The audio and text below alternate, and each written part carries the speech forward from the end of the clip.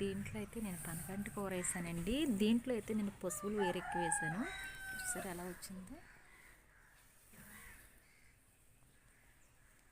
మనం ఇచ్చేదాన్ని బట్టి పూత అనేది నిలబడుతూ ఉంటుందండి.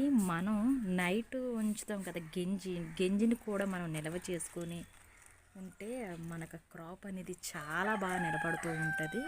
చూసారా ఎలా ఉందో.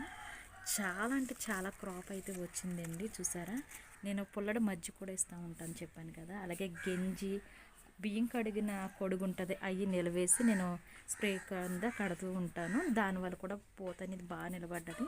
చూడాలి మరి ఎలా ఉంటాయో కాయలు అనేది. కాయలు అయితే చాలా వచ్చినాయి మొత్తం మట్టికి. మరి ఎలాంటివి చూపిస్తూ ఉంటాను. మరి చూడండి, చూసారా కాకరకాయ కూడా వచ్చింది.